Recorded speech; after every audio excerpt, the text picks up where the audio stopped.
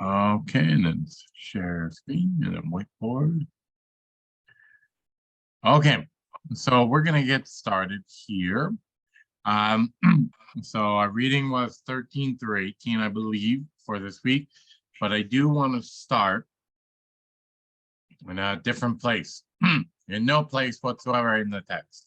So these terms, pure intuition, pure knowledge, pure understanding, pure synthesis, pure apperception, imagination, pure concepts come up quite a bit sporadically.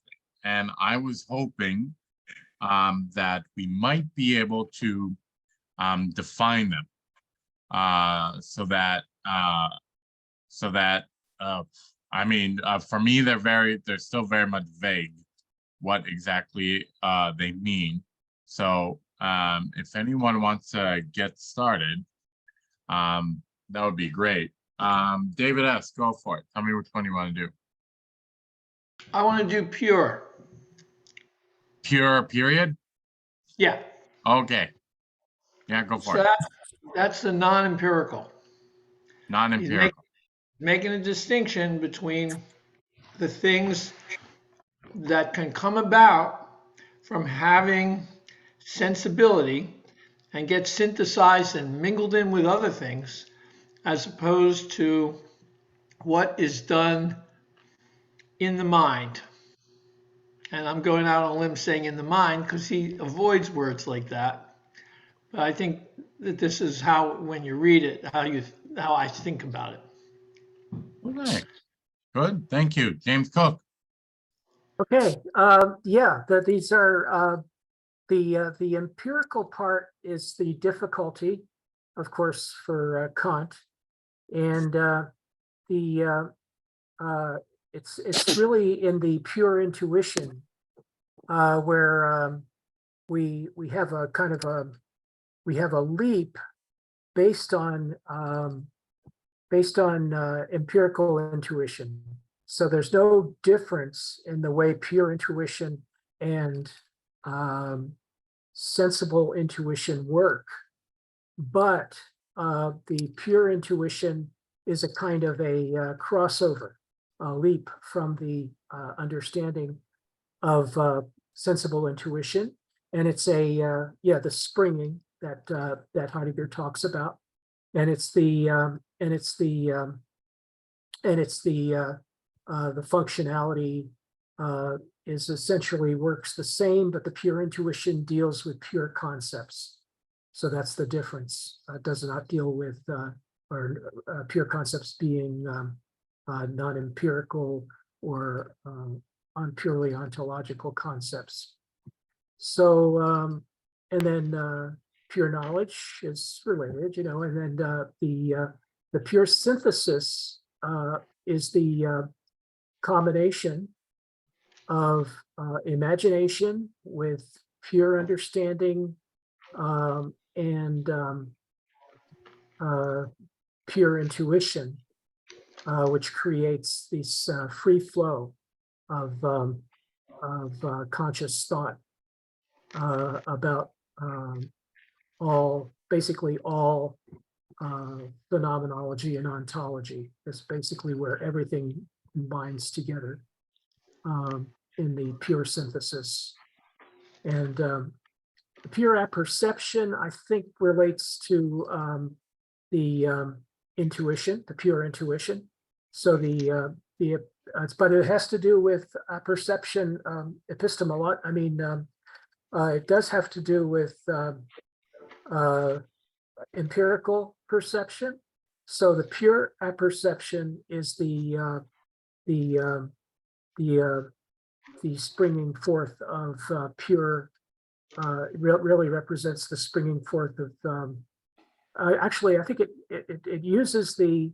I'm sorry. It uses the pure understanding in regards to empirical perception. So it starts with empirical perception, but employs the pure understanding.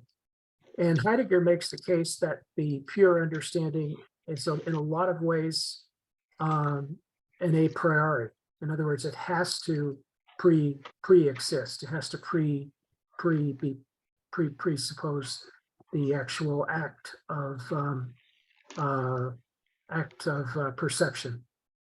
So yeah, the imagination is the best single idea because the imagination is the glue, the power that holds the power that holds all of the above together. So yeah, and pure concepts are things like ontology that don't have to do with the contents of sense data. All right, thank you, James Cook. David S. Yeah, I felt a little tremor in what you wrote down about what I said, because it is what I said, but the word sensibility is a little bit tricky here, because when we are doing pure intuition, that's a kind of pure sensibility. There's another aspect of sensibility that is it's receptive, and it's not something that we can generate and produce. So when we produce images in our own mind, that's an internal pure form. The form of sensibility still applies to it as we imagine shapes. So I just want to point out that there are times when Kant, and I think Heidegger too, will use that term sensibility, but where I meant it up there, pure means in a receptive sense. Sensibility received, not sensibility created in imagination, or the pure intuition of space. Okay, thank you, David. Separate from receiving space, or having space when something's present and recognized as an object you're sensing. Okay. Okay, thank you, David. Fred? Regarding the imagination, I think that's key to the discussion today. And I would just add that the definition of imagination there is Heidegger's gloss on what Kant says. It's not what Kant says. Kant says that he defines imagination as a faculty for representing an object even without its presence and intuition. So it's a faculty of representation of an object. However, he also says somewhere else subsequently that imagination plays a key role in unifying the manifold of representations in time. Now, that this notion that imagination is this is the key mediation between understanding and synthesis and so forth is a notion that Heidegger develops. And we will, I assume, talk about that further because that's very specific to Heidegger. That's not what Kant intended. Thank you, Fred. Phil? Yeah, after hearing all this, maybe I would like the word impure, because it seems to me what is intuition and imagination are the only words that are not pure. That means they're connected to something else. I mean, it's like if there was pure imagination, it would just spew out stuff on its own without being connected. So it would be pure, disconnected like everything else. But intuition and imagination seems to me is there's something about them that is attached to something else. This is my thought. So I prefer the word impure. Okay. Thank you, Phil. Okay. I think I have a bit of a stronger understanding. Well, let's see if that will be applicable to some of the things that we are going to look at. So, okay, thank you all for helping with that. I'm going to take us right to the beginning of 13. in my highlighter.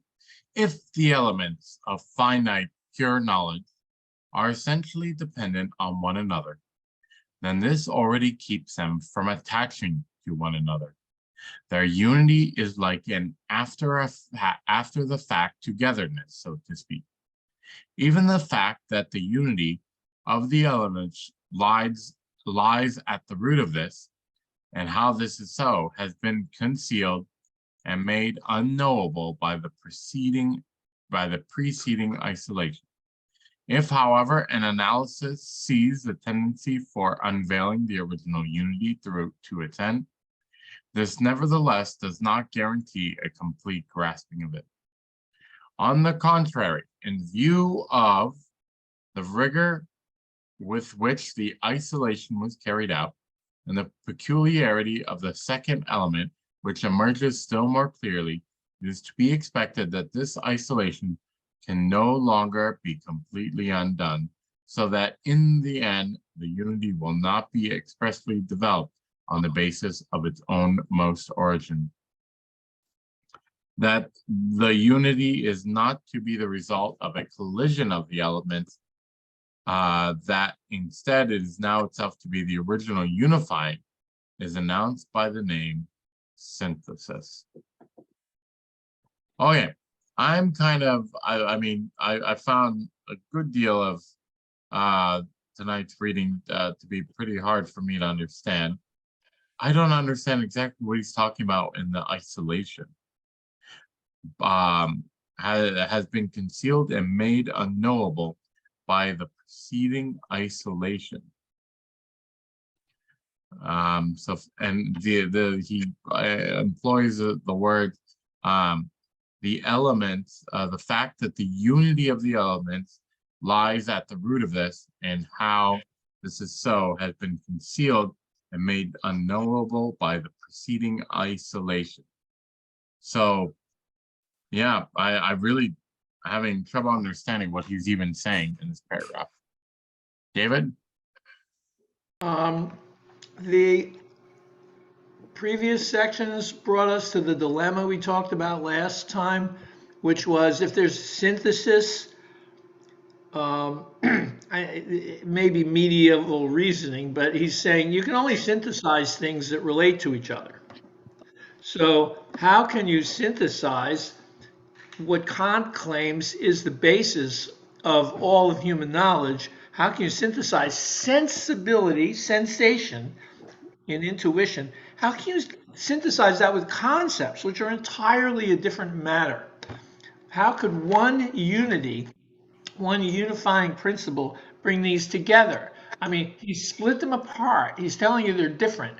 And then he's saying, but it's all going to come together. I think that's what this paragraph is pointing out. Some unity here is magical, is not explained, that brings those kinds of different things together. And that different things, that's what he means by the synthesis.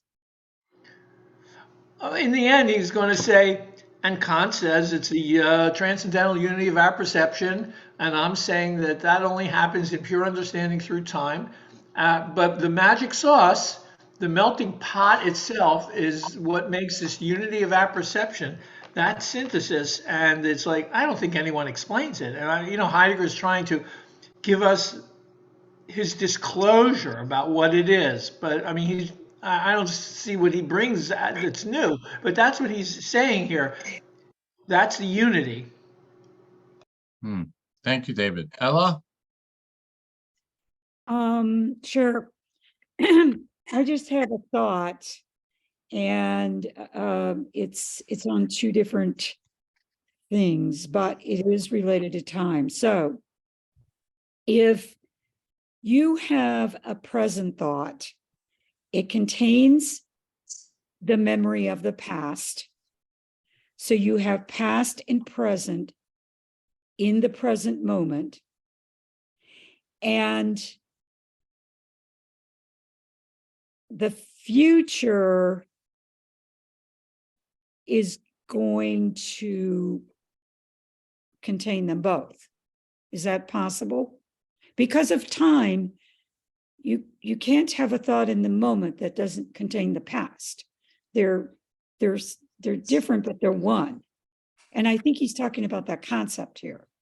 They're different, but they're one in the moment in time. How does that clarify anything? I hadn't thought about the bringing in the time in this quotation, but really think about it. And I don't know if James Cook, did you want to add something to that or take it somewhere else? Yeah, no, I think that's exactly correct. And so the actual power of synthesis does occur in time, and this occurs in the basically assembling the manifold when we actually take the manifold of sensations, as Kant puts it in the transcendental move. The manifold of sensations actually is a manifold upon another manifold. So the other manifold is actually native. It's actually contained inside the understanding. So anytime we have a sensory, according to Heidegger, we remember we're reading a book by Heidegger here. So this is so unless we mention Kant, we're not talking necessarily about Kant's concept in a pure sense, because Heidegger definitely thinks that Kant has made a few mismoves or obfuscations or claims of obfuscation and so forth. But the essential isolation is where we're left in the transcendental aesthetic with this problem of concepts being isolated from each other, because we only have kind of an understanding of perception. We don't have any understanding of pure thought, and we're left without an understanding of pure knowledge, and we're left really without a concrete understanding of synthesis, although Kant does talk about synthesis quite a bit, but he doesn't quite go as far as Heidegger does, I think, in outlining 3 or 4 different types of synthesis.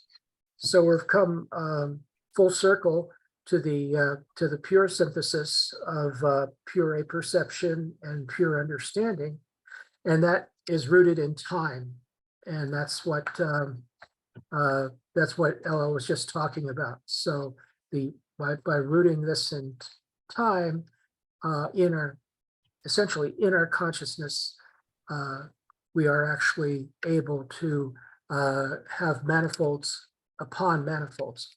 And the whole question of perception, or the question of apperception being transcendental, does occur within our minds, because we already have perception when perception occurs. Or when a perception occurs, we already have past perception, and not only past perception, but also past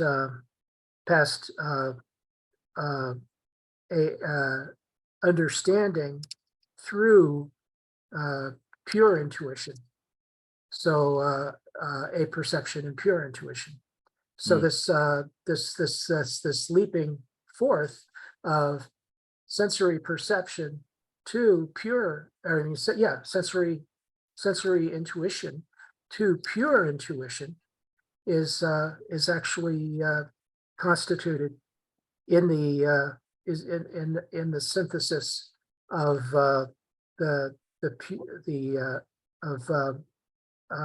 pure apperception with pure understanding. So yeah, so that was great. Thank you so much, Ella, because I was going to forget about that completely. Okay, thank you, James Cook. Before I go to Phil, just because you brought up the manifold, because that was another area where I wanted to take us. I just want to read it out loud. This is in 14.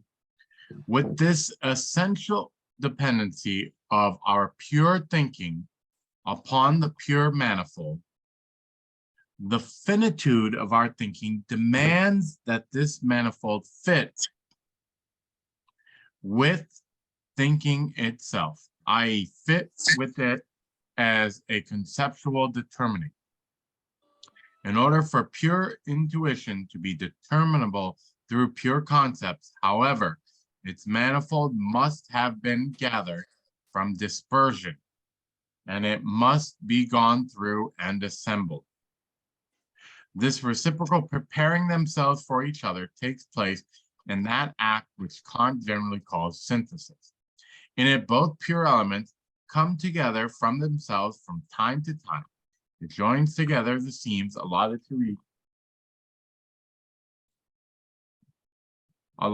each, and so it constitutes the essential unity of pure knowledge. So I just wanted to bring us to this because I'm so kind of vague. I'm sorry, like I've tried to read Kant several times. It's always like banging my head against a dictionary that's like in Russian or something, you know. So I'm still very vague. I know you were talking about the manifold James Cook, still very vague about what the hell is involved in this manifold and what is this like. He talks about things being concealed in isolation and now dispersion. So I'll go to Phil first, and then we can go to Dan, David, James, and David S. So Phil? Yeah, this actually go back to my thought when I said, since everybody else talks about the pure, I'm going to talk about the impure, the unpure. I think what this does is put things on two different levels. I'll just describe it as a horizontal and a vertical level, because if you experience the world, which is sort of existentially through time, then there's a synthesis and apperception itself. But for pure understanding of pure knowledge, I guess pure knowledge, it's itself an impure synthesis of experiences of time, of understanding, which is through existential experience, and then manifested on a higher level, which is not on a horizontal but a vertical relationship. And that vertical relationship means that anytime you go to a vertical relationship, now it becomes a pure because the synthesis has already happened. But so there's a movement horizontally through existential time, and there's a movement vertically through conceptual dimension. I don't want to call it conceptual time, although I guess you could say that. So time itself is both vertical and horizontal. I think that's what it is. So you have these levels of purity as you go up, but the purities are built on foundations of levels of impurity that gets put together in conceptual terms. That's my thought. So it starts with impurity and to sort of purify as it goes up higher to higher levels of consciousness. Thank you, Phil. Dan? So to me, the story here is something like Kant is trying to tell us how it's possible to have what's he call a pure synthetic judgments. And basically he's saying we put together sense and reason. And so kind of we put together this like they are two separate things and we put them together, and this is how we get the pure synthetic judgments. And Heidegger is saying, well, Kant in the beginning tried to see what's something very important, which is what's the background that makes possible to this combination of sense and reason. And initially Kant said it's imagination that makes possible this kind of the background that makes possible these two to be together. And Heidegger said that was an important step because we don't need to, actually these things, sense and reason are already together. And Kant, by looking at that background, was on the right track. But then in the second version, he stepped back from that and said, oh, no, it's not imagination, it's reason actually, or something more stronger that puts together.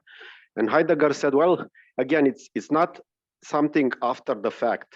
It's something is before that, the fact that sense and reason are together. And Heidegger eventually is going to say it's time that by going back to the time as he defined it in Being and Time, already sense and reason are together as perception. For Heidegger, there is no pure reason or something like sensibility. It's perception, and perception already includes reason and senses, and they are already together there when we experience things in time.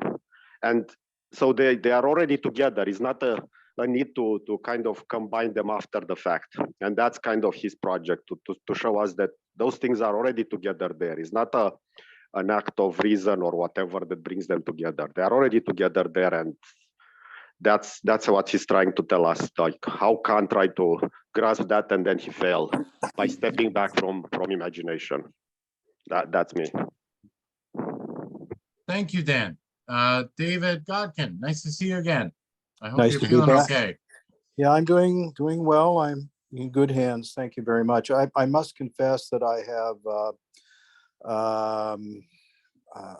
I guess when I read Kant, tried to read it as closely as possible with the assistance of tutorials from Oxford and places like that. And they were quite helpful, particularly this guy named Dan Peterson, who was really, really good.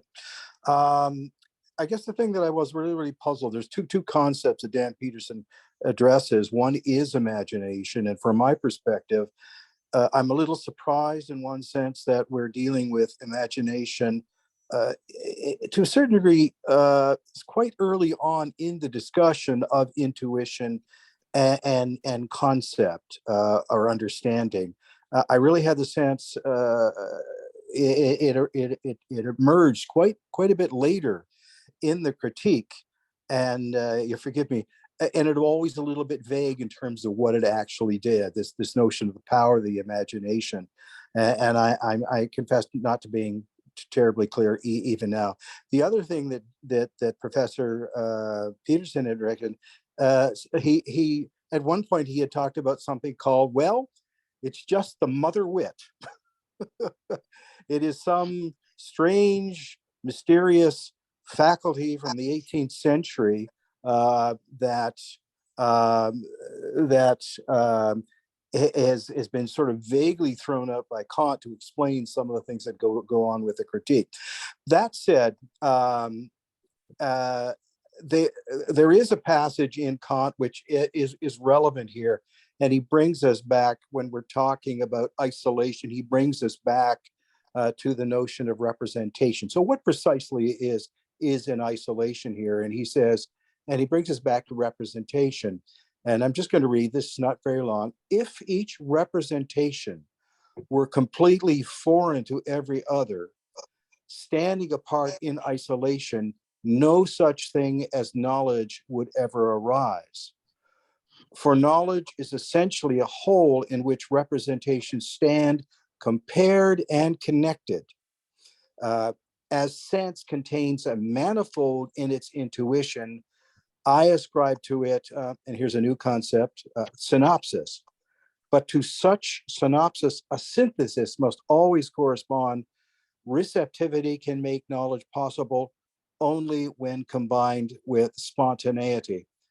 Now, in terms of our conversation, there's two or three new, not particularly new because we've all come across them before, but for the purposes of this discussion, new concepts that have kind of been introduced here. But I think what was particularly useful is reminding ourselves what Kant meant by isolation and how important the notion of representation was here. Representation coming very, very early on in that interregnum, that connection between intuition and understanding or conceptual, the concept. So if each representation were completely foreign to every other, standing apart in isolation, no such thing as knowledge would ever arise. So I just, in struggling here to understand not just Kant, but Heidegger's gloss of Kant, I'm always constrained to go back to looking at Kant again and looking at the fundamental core notions or ideas that are at play here. And I confess to saying that part of my confusion is it's enough just trying to understand Kant without even without, you know, all of the implications that come from our reading of Heidegger or Heidegger's reading of Kant. So I'm not sure that's very helpful, guys, but I'm throwing that in for what it's worth. So, I like the quotation a lot. That was helpful to me. Thank you, David. you're welcome. James Cook. Yeah, I agree. I think the quotation was very helpful, David. I think the whole key to what we're doing when we read a book by an author like Heidegger, which is really a short book, although it's extremely dense and, you know, kind of hard to make progress through it. This group definitely helps. But when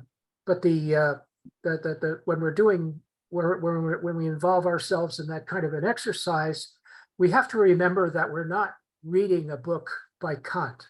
In other words, we're reading and you call it a gloss on Kant, but it is a very special kind of gloss because it's by one of the major philosophers in the 20th century upon the work of a major philosopher at the end of the 18th century. So this is a very kind of profound pairing. This is like taking an 18th century wine, and I think there is such a thing, right? Or at the end of the 18th century, maybe, and a 20th century wine, and trying to compare the two. It's kind of like there's kind of like you start with, it's kind of like night and dayness, but on the other hand, what Heidegger is doing here is discussing what you're discussing, David. No question about it. So there's this conversation that Heidegger is having with Kant, but he's leaving out like what you're bringing to it. He's trying to leave out. He's not bringing in a third person, like you have. So he is definitely reporting to us what we should understand. Now, what I was going to talk about is this word "fügt." Is it's the German verb "fügen," and this I'm an ex-musician, so this is like I'm all over this. This is not the word "fit." This is the word interlacing things together. So if you have something like a musical theme, if you have a form of music from like the 17th century, and that form of music involves placing the same elements of the same theme one upon the other, or combining elements of different themes one upon the other to create interesting and sometimes exotic harmonies, as Johann Sebastian Bach is famous for doing, then you have this manifold fit with thinking itself. Fitting with things as a conceptual determining. So we already have like examples from art of this kind of, and if you want to draw it to visual art, you could say, well, maybe in mixing colors, we do those kinds of things, adding different kinds of metals to colors and all those things that artists have done. So, It's interesting that word "ficht" looks an awfully lot like fugue, F-U-G-T. It is the word "fügt." Yeah. It is the joining. It means to join. Yeah. It doesn't mean to fit. It means to join. It's what Carpenter does when he creates joins, and the really good carpenters create really intricate joins, and really great musicians fugue. So this is the word. This is that word, and that was used by the Germans to describe their music. So this in the 17th and 18th centuries. So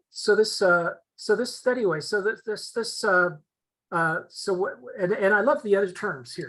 Gathered from dispersion. In other words, something's already dispersed, but it has to be gone through and assembled. All these things that are intermanifold are reciprocally, and this is really interesting point in Heidegger. He's not taking a static kind of language, language perspective. He's actually using very creative language, reciprocal, preparing themselves for each other. These are not the finite being. this is not human being. These are the things perceived, reciprocally preparing themselves from each other. Think about idealism. Think of this in an idealist sense. We ideally understand things as preparing themselves to fit into each other. So, and then he says, Kant calls this synthesis. And More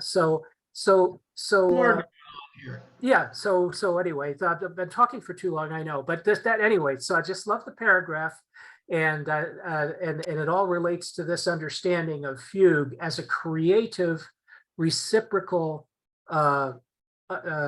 play of things among themselves, to a certain extent, independent of our original intentions.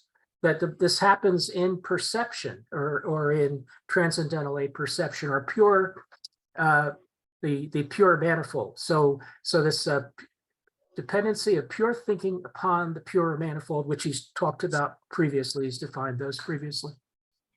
Yeah, I think this idea, I'm gonna go to David S. first, but I think the next quotation I want to take us to might have some bearing on what you were just talking about, James. David S., go for it. Right. I think it's right around this section of the reading, maybe at the end of the last page. Yeah, the end of the last page is the lead-in that I think Allah, was that your name? I can't see the names. Hello. Yeah, at the end of that page, it says, "This act I name synthesis." He's warned us that the individual, the moments of experience before they can become experience, as everyone has pointed out, these are separate, until there's a weaving together, a fuging of it, right? And you have a note and a note and a note, and there's no tune. You don't have anything in experience until they're put together. But in fact, each of these intuitions is itself woven together as a full visual perceptive experience moment. So each of the moments alone don't give you any knowledge. It's only how you know the rules for weaving it together, which you do by a power, because they're not given that way. And the ability to cause an effect on ourselves is spontaneity. And the fact that we can cause upon ourselves an effect, just like outer sensation, can create inner sensation. We can pull memories. We can tie things together. This is the power over our own consciousness. This power to do that has an underlying unity, but that's the power of imagination to affect ourselves like that. And yet we haven't explained the synthesis. And this highlighted paragraph gives sort of the clue to the whole transcendental deduction.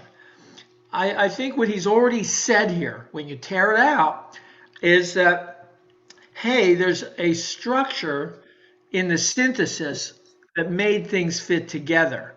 And that's the very structure that makes thinking fit together. So all the concepts you will ever come up with came out of what is sitting in front of you as the structure of this manifold. So that's why the deduction of the concepts is going to reveal the whole ontology. All the things that you can connect as being come out of I use the word form, and I think that's really the right word, the form of the synthesis. The forms that are embedded in this synthesis are space and time and all of the conceptual forms, which are called the categories. So that's what he's saying. The finitude of our thinking, which is not complete gestalt of the entire everything in its totality, but only slice by slice by slice. The finitude of our thinking demands that the form it goes together in is the form of knowledge, and that's Kant's deduction. So you look at the synthesis to tear it apart. That's what I think. This is the clue to the whole critique. Interesting. Thank you, David. Phil. Yeah, to me, the synthesis is the moment of dynamism. Without the synthesis, then you are not able to move forward. And with Heidegger, his concern was between the relationship between being and Dasein. And there's a dynamic relationship between them because, and I call this moment of synthesis push-pull relationship, which is dialectical. In other words, you could see Dasein as pushing forward into forming knowledge. And in some sense, if you put it that way, then you could say being is withdrawing, it is pulling away, okay? Or you could see that being is pushing forward, disclosing the world as it is, and the synthesis, in a sense, is for Dasein to pull back and gather all this stuff together to create the unity. So there's a tensional relationship between the push and pull, conceptually, also because what happens is that relationship is manifested in terms of creating, first of all, the level of understanding, and then the level of knowledge, and what that does is allow it to be two-dimensional, in other words, dialectical in terms of this interaction, because without a dialectical nature, then all you have is a one-dimensional relationship of push and push and push and push. And that's why being is always in a dynamic relationship between, oh, no, you're pushing too far, I'm going to pull back and not disclose anymore, and withdraw. And if being is pushing forward to disclose, then in a sense, you have to pull that information together and gather it together to create understanding and then knowledge. And so I think the key moment is at the synthesis, which is the dynamism of push-pull in relationship to being and understanding in terms of Dasein. Thank you, Phil. Oh man, a lot to think about. Dasein. I think that might be the first mention of the 3 meetings of Dasein. and this, yeah, there should be a little ping or something, right? I want to take a I want to warn us a little bit against imposing Heideggerian concepts and ontology on what he's not saying in this critique about Kant. This is about Kant. This is an interpretation of Kant, and it doesn't, unless he says it, it's not bringing other things into it. He's trying to give us a on-the-ground reading of this structure of the critique, and this is a lot like a Talmud. I mean, you don't disrespect the original guy, and you say, I'm telling you exactly what he's telling you, because he's looking at this as the source, and I'm telling you how he's interpreting that as the source. So, I mean, it's explaining Kant's explanation, right? So no new layers on it. I mean, we could talk about Hegel, but Okay, David. Thank you for the push-pull that we'll engage in. Yeah, I was just going to say, I mean, the reason why we're reading this is, at least according to the person, the translator, and I'll take their word over. I mean, they study this, so I'll take their word. These ideas were meant to be part of being in time. So this book and Basic Problems of Phenomenology. So, he doesn't bring up Dasein. I don't think he might have brought up human Dasein at one point here. I'm not sure. Maybe I'm thinking of another. He quotes Kant's usage of the word Dasein. Dasein. Yeah, exactly. There we go. So something I was interested in, and I'm gonna I thought it was a cool idea, but I wasn't quite sure how to make it. But I'll just start from talking from the top, because I think and the top of 16, section 16 might be fruitful. A finite, no, yeah, Brent, sorry. Pardon? You have your hand raised. Did you want Oh, to I mention? just wanted to say that if it is true that we cannot know a thing in itself, then it is also true that we cannot know a document like the Bible or the Constitution or the writings of Kant by themselves in a literal sense at their level of comprehension, at Kant's level of comprehension, that a literal interpretation of anything is impossible. And I think Heidegger knows that.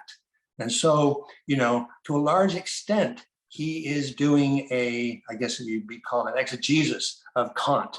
You know, he's not trying to portray Kant in a literal sense at Kant's level of comprehension, because he wants to make Kant relevant to us or relevant to him. And consequently, you know, as even Kant says, you know, it's not that the object is not the knowledge does not need to, I'm not sure exactly this is the way he said it. Knowledge does not need to conform to the object. The object needs to conform to knowledge. So our knowledge, our interest in things. So yeah, I quite understand what I think Heidegger is getting to. Thank you. David, did you want to say something? Well, I kind of like what you're saying, Brent, but I think it's also being done in a very reserved way, saying I'm authentically hearing Kant's message in his own way he framed it. I'm not, I want to fully see what he's seeing and tell you what he missed and what I don't feel he said to us out of what's really there. So I don't think that's in conflict. That's an exegesis, you know, not a limitation on the original work. It's sort of like, if I can add something, it's sort of Go like, for it. it's sort of like when you have a friend who is going through a crisis. And I would agree, I would say that every philosopher is addressing a crisis of some kind. But when you sit down with an old friend who is going through a crisis and you listen to what he says, you can come to understand what he is saying, and perhaps not in his terms, but in other terms. And you can come to the point where you understand him better than he understands himself. It's not a matter of correcting errors by Kant or by any philosopher that Heidegger is writing about. It's not a matter of correcting errors. It's a matter of understanding the fundamental intentions and carrying them out farther. Thank you. Okay, James Cook, I saw your hand go up. Yeah, I want to make a quibble, but I hope it's gentle enough for you guys. This is a book on ontology, and this book on ontology is raising all of the points that re-raising all of the points that were raised by the most important philosopher of the 18th century. So it's to me it's a book on phenomenological uncovering of ontology, specifically the ontology that was exposed in the thinking of Kant in the Critique of Pure Reason. Okay, I don't see any hands going up or any Molotovs being thrown at the screen. Oh wait, David's got something. No, I was just going to say that was pretty gentle. Thank you, James. Brad, did you want to add something? Yeah, since we are jumping to 16, I'd like to call James's quibble and raise another quibble. And that is That's one what of the we've been doing. problems I have with this 16 and subsequent sections, which I alluded to before. is that this is his interpretation, that is, Heidegger's interpretation, is based on the transcendental deduction in the the A version, the A edition of the Critique of Pure Reason. Kant wrote two editions, the A and the B. The most significant difference between the A and the B editions is the transcendental deduction, which is core to the critique as a whole. And in fact, he completely threw out and rewrote the transcendental deduction in the B edition. And he did so because a number of people, including Kant himself, recognized that it was a defective argument and unclear. And Heidegger mentions parenthetically that he is basing his interpretation on the A edition. And he says, I'll explain why later. And if you look, I don't know, 20, 40 pages later, you see what he's talking about. And I just perused that briefly. And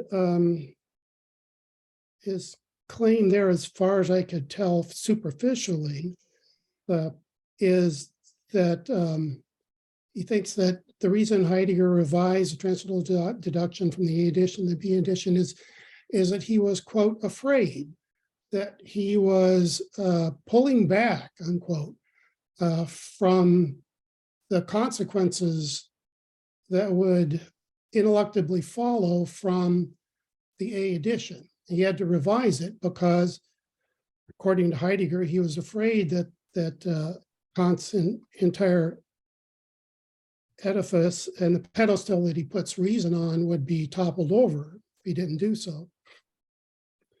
Whereas, I think we can take Kant at his word, since it's pretty obvious if you read the A and the B editions, that the A was defective. And the reason he revised it is because it was defective. And he has a much better version in B. And it changes a lot of the points that are fundamental to this interpretation. Notably, for example, the role of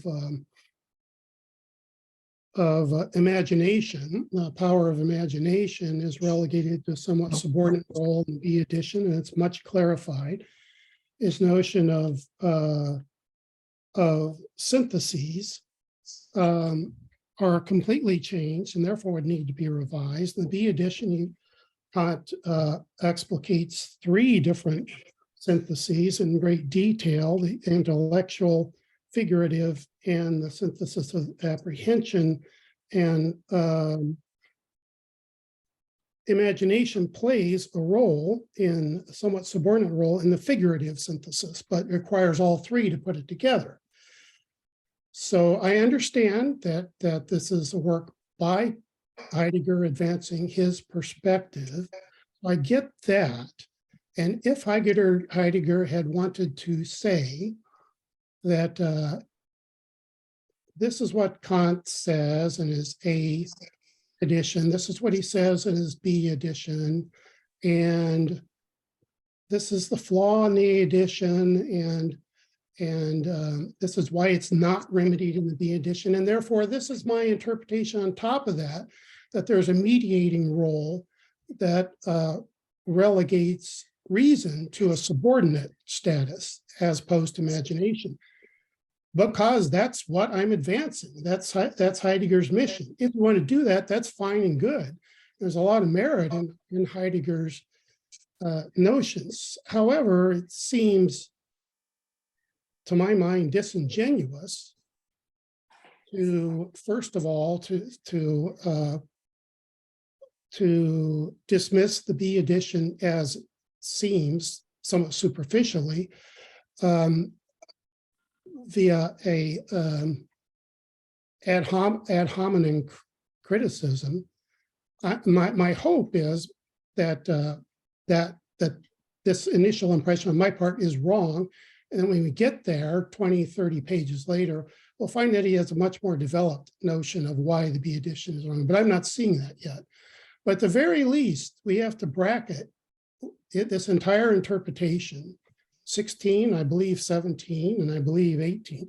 We have to bracket it with a healthy degree of skepticism that if he's using weaknesses in a deduction that Kant himself admitted was defective, if Heidegger is using that as a springboard to develop his own notions, then at the very least, we have to recognize that that is not what Kant intended.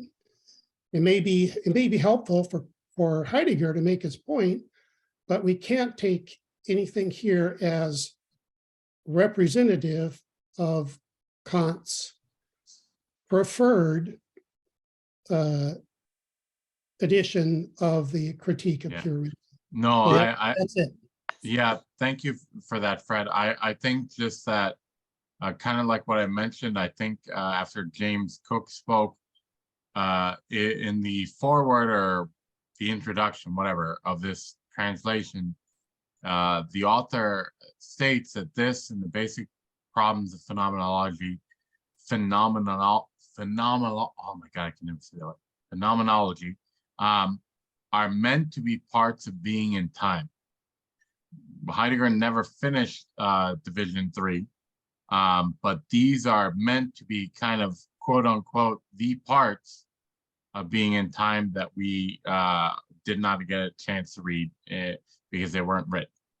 So I think very much keeping that kind of skepticism that it's not, this is Heidegger with a big capital H, Heidegger's interpretation of Kant. But I think I think it's a good reminder that we do always need to realize that it is in the service of his own ontology and his own project, which is being in time. I just think it's a little duplicitous because what Heidegger says is that this is an interpretation of Kant's intent, and that needs to be at the very least qualified. And like I say, I would just put that out there as a caveat.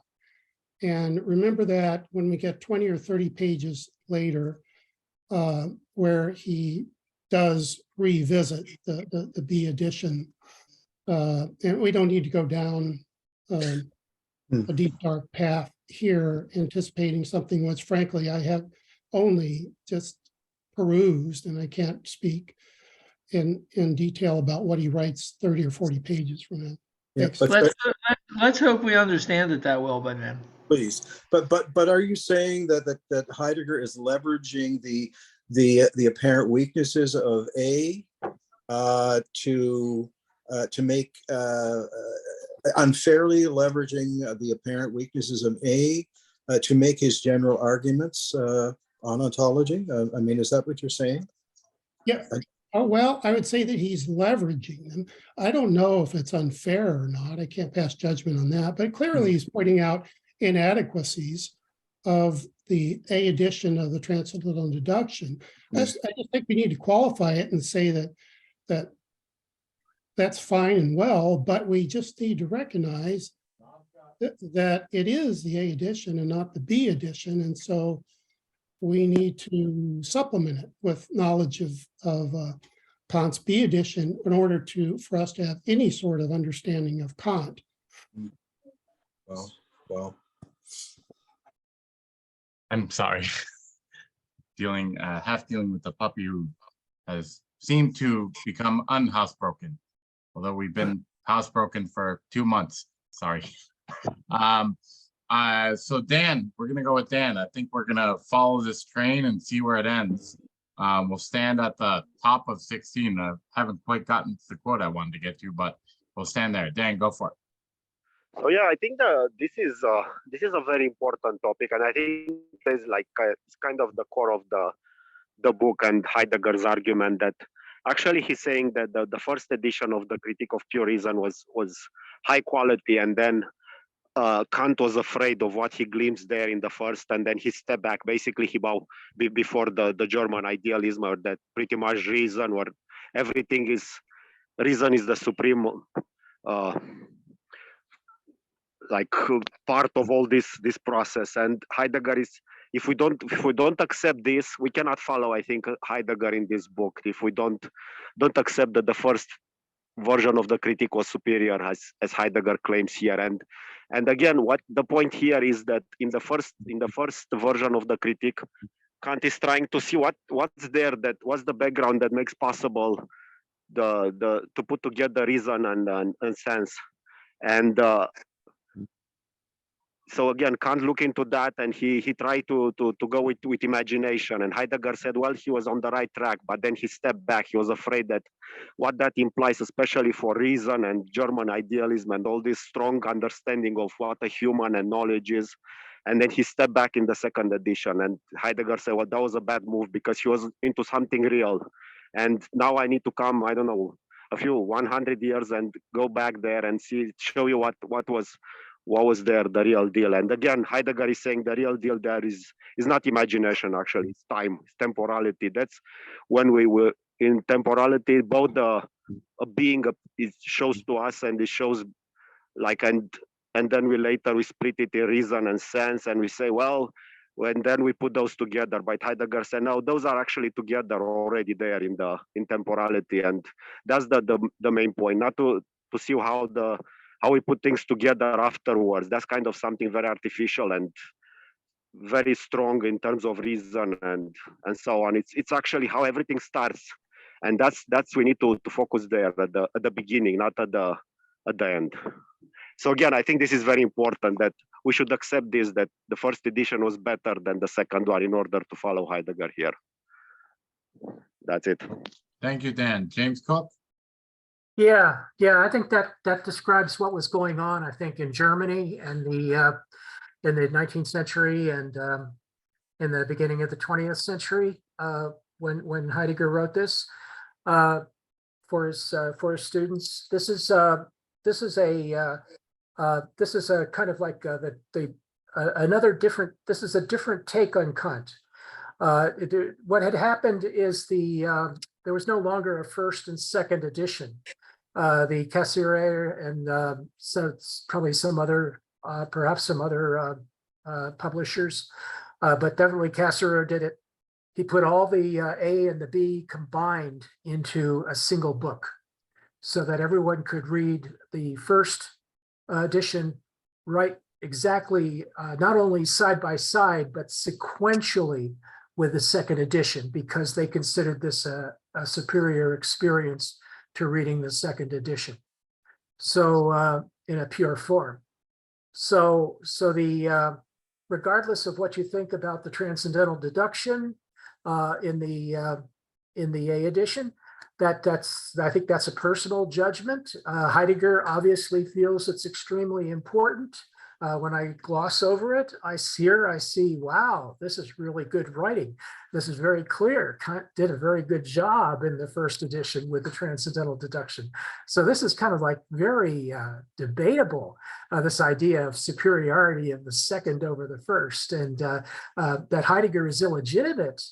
In other words, there's lots of Heidegger haters. We got one more reason to hate Heidegger now because he doesn't respect Kant. Well, Heidegger wrote 4 books on Kant, and at least 4, and the one on the logic and one on the critique of pure reason, pure, you know, for children that were trying to take a Kant course, and then and this one. Those are the ones I know about. So this idea that he's unfair to Kant. Well, he presented Kant in every possible context, but in 1926, when he's writing this, he's presenting Kant in a kind of like, this is what my opinion of Kant's relationship to my problem of metaphysics. So in other words, Heidegger is not all over Kant. He's marginally about Kant because he has to reject Kant's subjectivism, as he does in book 1 of Being in Time, but he also has to understand Kant here as a contributor to a pure philosophy of ontology, which of course he is building as he writes this. He's building his philosophy of ontology, in distinction to the other dominant philosophical streams in Germany at the time, especially the philosophy of phenomenology of Husserl.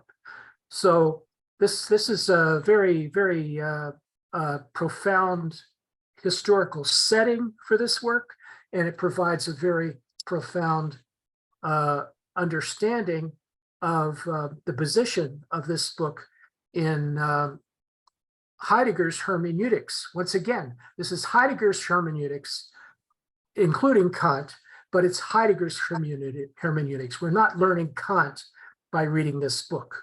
And Heidegger doesn't, is clearly, while he's presenting lots of tidbits and in his own gloss, you know, as David said, this is an original work of philosophy, and what we have to learn from this book is not what Heidegger preferred in Kant. What we have to learn is what Heidegger has to teach us about ontology. And if you've got a closed mind about the value of that, yeah, you shouldn't be reading this book. Thank you, James. Phil.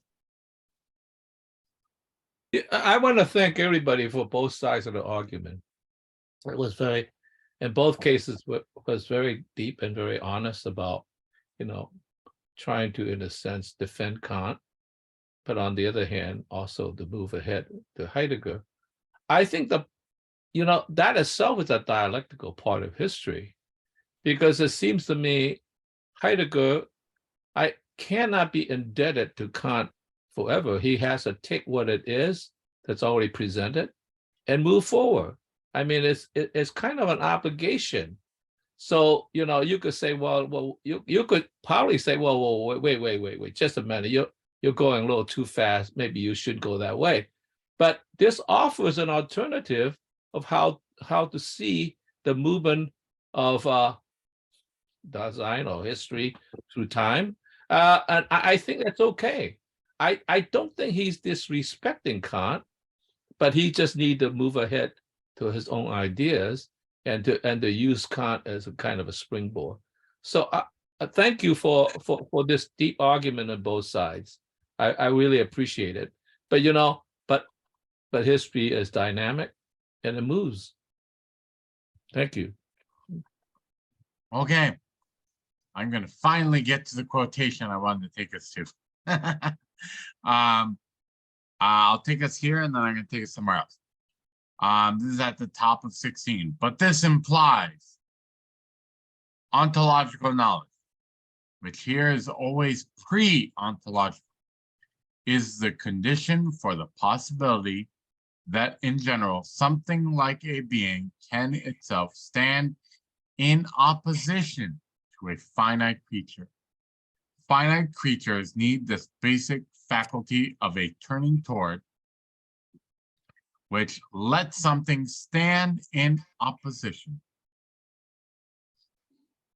In this original turning toward, the finite creature first allows a space for play, within which something can correspond to it.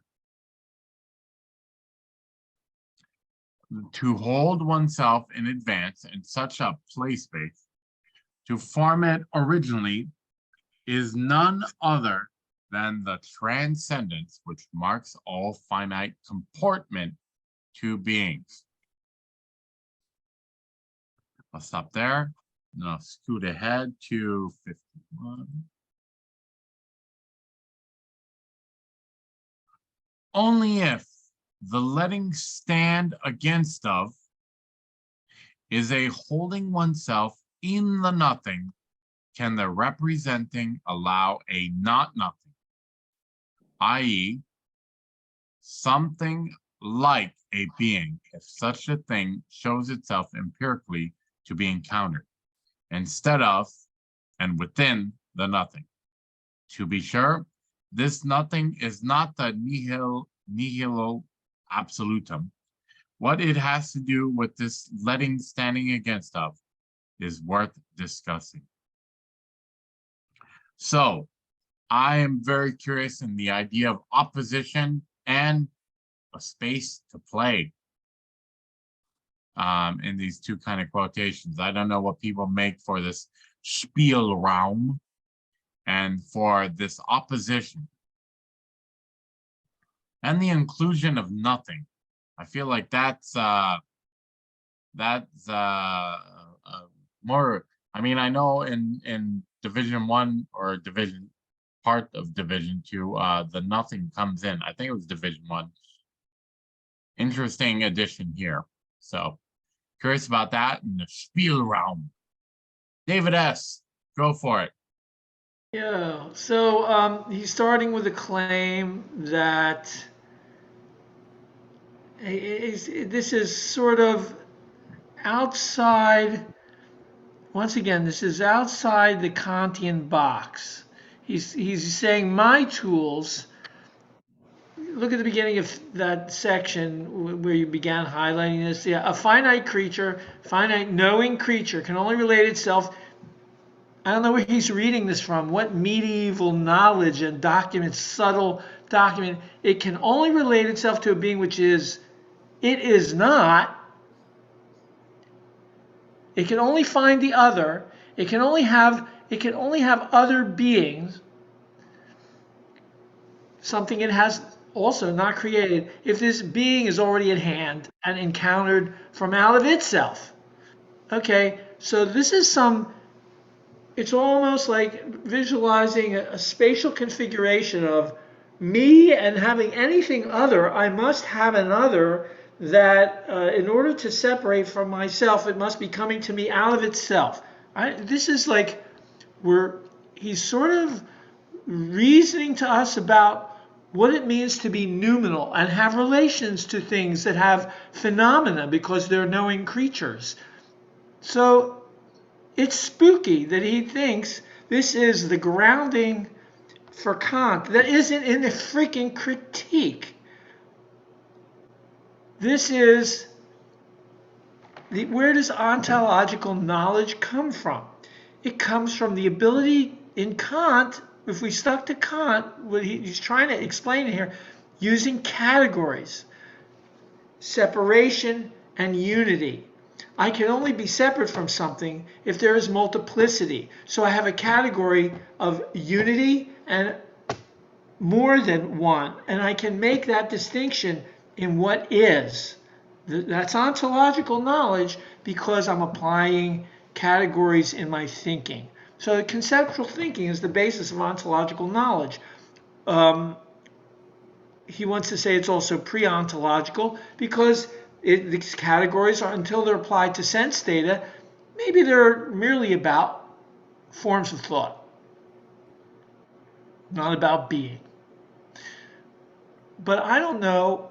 Yeah, you're right. This really has gone off from the Kant to be a modern critique of thinking about medieval concepts that Kant fully described, answered, and wrote about in the critique in his own language. There's no need for this. But I've said enough bad. Now the good, that's the bad Heidegger. The good Heidegger's, he wants to get an understanding of ontology.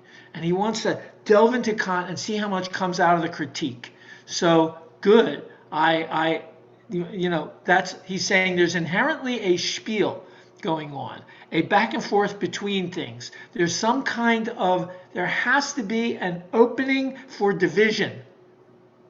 Sounds like he's quoting out of Hegel. So that we can have opposition, so the finite creature knows it has a boundary, so that there's something that isn't the finite creature. But Hegel said all that. So, but this is high degrees of the same thing. Thanks. Thank you, David S. James Cook. Okay, I'll agree on one thing, David. It is that Heidegger is borrowing from Hegel. So and letting in his understanding of the thing that stands against. So essentially what is going on is let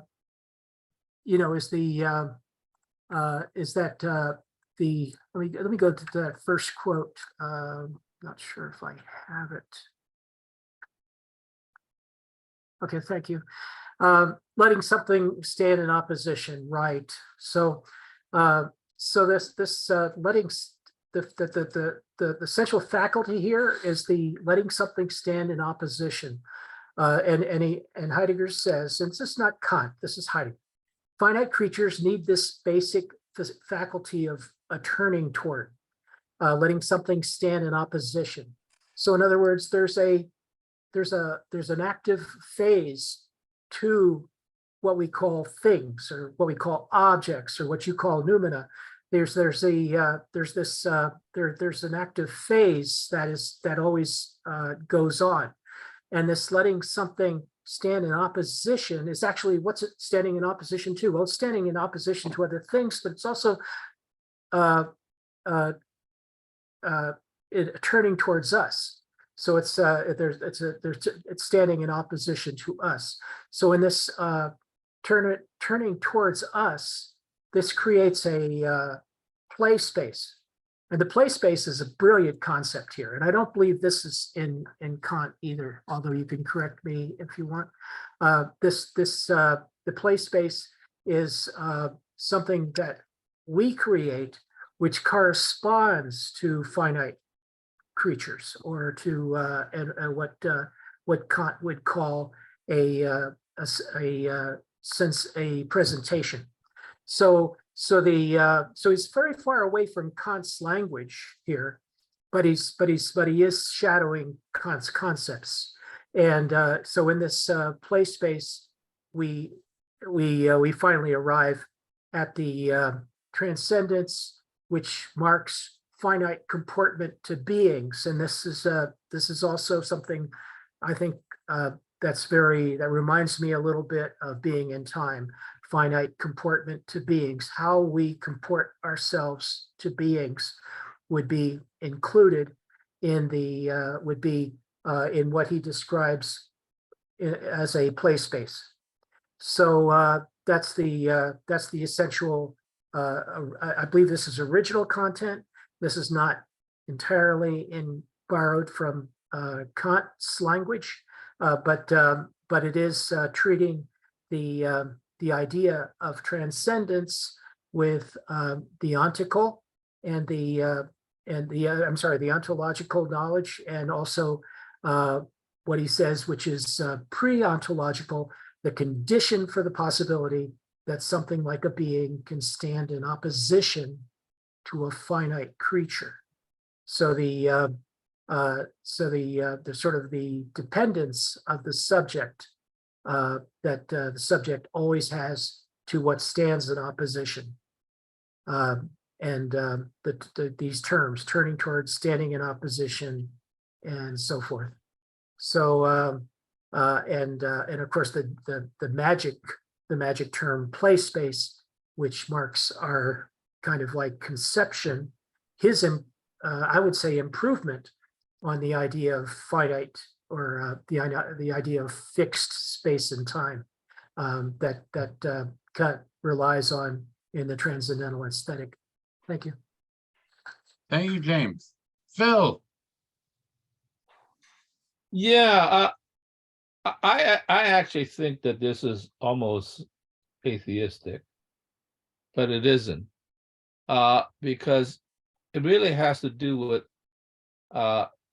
not expecting the transcendental to deliver to you, but in a sense, being itself is the transcendental thing that is withdrawing. And it shows itself, but also withdraws. And as a consequence, being is not nothingness. Being is the potentiality of being able to, in a sense, head toward being. And so it's a cooperation between being and, and knowledge. And I don't want to call this so much a play space, although you could. I think it's a space in which absence is a potential of possibilities. So it's the potentiality in which Dasein moves into, and in a sense is searching in some sense, and perhaps calling for being the show itself. And I think this is in many ways quite, well, I don't want to say religious, quite spiritual in this relationship. So you're not casting this out. Is taking the responsibility of searching rather than, waiting for the enlightenment to come. And so therefore, in a sense, there's always the semi-appearance of nothingness. But it is a nothingness that is kind of full and of possibilities. That's the way I want to say it. So it's sort of self-directed in some sense. Thank you. Thank you, Phil. David S., last comment. You're muted. We can't hear you. Yeah, thanks. It's going to be a quiet comment. So no, thanks. So what he's talking about here, ontological knowledge, knowing that being is there's knowing about being. He's not taking Kant's solution. Kant's solution to the how do we come up with the we are not something? Kant's solution that there is another, the is that comes about from knowing that we are not something that we're encountering. That the ontology, it was based on the non-spontaneity of what we encounter, its resistance to us. And the solution is transcendence, which is what the conclusion of this highlighted section. Yeah, indeed, that's how we are distinguished, separated, and thus being has arisen. Being other than us arises from resistance. But he's not pointing to Kant's solution for some reason. He's calling it a turning towards, because it's like he's taking, at this moment, he's describing maybe what Kant has said from the consciousness point of view. I turn towards what is not me. I don't quite know that he's inventing his language here, and it's really not Kant. He's bringing us his way of talking about ontology. So it's the nothing that arises, in the later section has to do with our, at first, having sense resistance, but having no attributes to apply to it. So we begin with a nothing, just knowing that there is existence, being, that we have determined being. At least this is my, old Kantian reading of it without having made my advanced into the Heideggerian mode. Okay, I am gonna cut it there. Looks like we are gonna have to, there's a few sections in 17 I wanted to get to. So we will add it to the discussion for 2 weeks from now. And I will see you all 2 weeks from now. And I really appreciate everyone's comments. And I'm definitely feeling, I've read some of Heidegger's later works, and I feel a lot more comfortable with them. This one on Kant, I have been feeling a little like I'm dancing on a one pole pogo sticker of some sorts. I've never had success with Kant. I've read the book once through in a seminar class once before, but I don't think I understood anything. So I appreciate everyone's comments, and we'll continue to truck our way through this. And yeah, I'll see you all in a couple weeks. Right. So next time, the readings this time we're going to take us all the way to 19. So are we going to go beyond 19 next time and continue with the next section? Yes, reading? my thought is that the reading will continue for 19 to 23 next week. If people are open to doing a little bit extra, then we will stay until 7:30. I have something at 7:30, so I can't stay on until 7:30 this time. But we'll start with 17 and then we'll work our way up. Two So weeks, right? 18 and 19 is a transcendental part, right? It's Yes. beyond.